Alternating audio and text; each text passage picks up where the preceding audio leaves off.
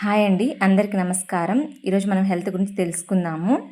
Good health is the best wealth. ఆరోగ్యమే మహాభాగ్యం అండి. సో, ప్రీవియస్‌గా చూసుకుంటే మన ఓల్డెన్ డేస్‌లో ఎక్కువ మంది ఎక్కువ కాలం బ్రతికారు compare to nowadays. Because health awareness అనేది ఎక్కువగా ఉన్నప్పటికీ హెల్తీ హ్యాబిట్స్ అనేది లేదు. హెల్త్ అంటే ఇక్కడ ఓన్లీ ఫిజికల్ హెల్త్ మాత్రమే కాదండి.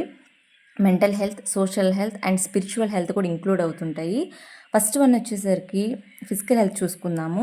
ఫిజికల్ హెల్త్ మనం ఎలా మెయింటైన్ చేస్తామండి? బాడీ స్ట్రాంగ్‌గా ఉంచుకోవడం, యాక్టివ్‌గా ఉండడం, మంచి ఫుడ్ తీసుకోవడము, వాటర్ ఎక్కువగా తీసుకోవడము, రెగ్యులర్‌గా ఎక్సర్సైజ్ చేయడము, మంచిగా నిద్రపోవడము, హార్మ్ఫుల్ హ్యాబిట్స్ అనేది అవాయిడ్ చేయడం like smoking, eating junk foods, alcohol తీసుకోవడము, టొబాకో చూవింగ్ ఇలాంటివన్నిటిని మనము హార్మ్ఫుల్ హ్యాబిట్స్గా మనం పరిగణిస్తామండి. వీటన్నిటిని మనం అవాయిడ్ చేసి మంచిగా ఫుడ్ తీసుకొని ఎనఫ్గా నిద్రపోతే మనము అది మంచి physical health maintain చేస్తున్నట్టండి.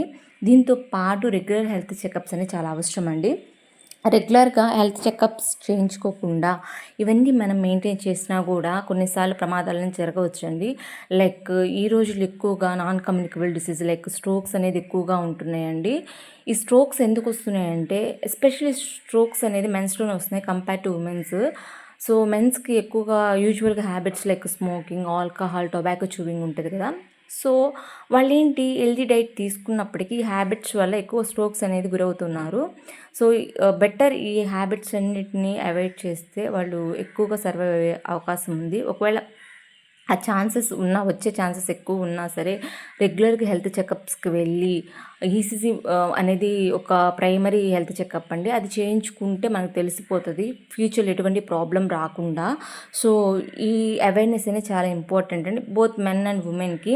So specially మెన్స్కి అండి. ఉమెన్స్ అంటే యూజువల్గా ఏంటంటే చిన్న ప్రాబ్లం వచ్చిన ఫీలింగ్స్ అనేది వెంటిలేట్ చేస్తారు, అంత స్ట్రెస్గా ఫీల్ అవ్వరు.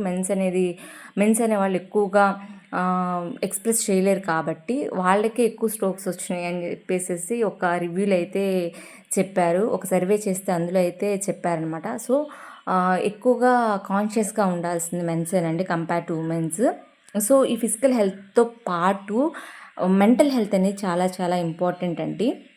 సో మెంటల్ హెల్త్ అంటే మనం పాజిటివ్గా పీస్ఫుల్ మైండ్తో ఉండడమే మెంటల్ హెల్త్ అండి. స్ట్రెస్ని మేనేజ్ చేసుకోగలిగి ఉండాలి. రిలాక్సేషన్ టెక్నిక్స్ అనేది మన లైఫ్లో ఈ టైంలో ఈ డేస్లో ఎక్కువ యూజ్ చేయాలండి. Like practising yoga, daily exercises ఇవన్నీ చాలా చాలా ఇంపార్టెంట్ అండి. మన మీద మనకి ఒక సెల్ఫ్ కాన్ఫిడెన్స్ అనేది చాలా చాలా ఇంపార్టెంట్ అండి. అండ్ ఇంకోటి ఏంటంటే మనం ఎక్కువగా వేరే వాళ్ళతో మాట్లాడాలి, మన ఫీలింగ్స్ని వెంటిలేట్ చేయాలి. అప్పుడే మన మెంటల్ హెల్త్ అనేది బాగుంటుంది. మెంటల్ హెల్త్కి చాలా ఎక్కువ మెయిన్ ఇంపార్టెంట్ రెస్ట్ తీసుకోవాలి, ఎక్కువగా నిద్ర కూడా పోవాలండి. That is about the mental health. And ఇప్పుడు మనం సోషల్ హెల్త్ గురించి మాట్లాడుకుందాం. It means maintain good relationship with people around you.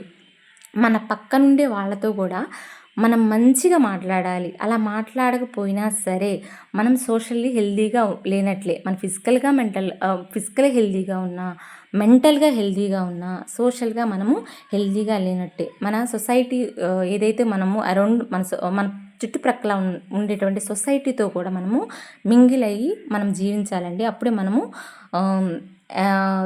సోషల్గా హెల్తీగా ఉన్నట్లు అండ్ రెస్పెక్ట్ ఫుల్గా ఉన్నట్టు అండ్ గుడ్ రిలేషన్షిప్ అనేది మెయింటైన్ చేయాలండి.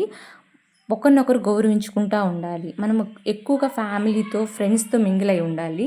That is about the social health అండి. ఇప్పుడు స్పిరిచువల్ హెల్త్ గురించి మనం తెలుసుకుందాము. మనము అది ఏ రిలీజియన్ కావచ్చు అండి. దట్ మేబీ క్రిస్టియన్ అయి ఉండొచ్చు, హిందూ అయి ఉండొచ్చు, ముస్లిం అయి ఉండొచ్చు అండి. మనము గాడ్తో మనము ఎక్కువ రిలేషన్ అనేది ఉంటే మనకి ఏదైనా ఫిజికల్ ప్రాబ్లం వచ్చినా, మెంటల్ ప్రాబ్లం వచ్చినా, సోషల్ ప్రాబ్లం వచ్చినా ఆటోమేటిక్గా మనము స్పిరిచువల్ కనెక్ట్ అయి ఉంటే అది మనని హెల్తీగా ఉంచుతుందండి. సో ఇవన్నీ మనం మెయింటైన్ చేద్దాము అండ్ హెల్తీగా ఉందాం. Thank you.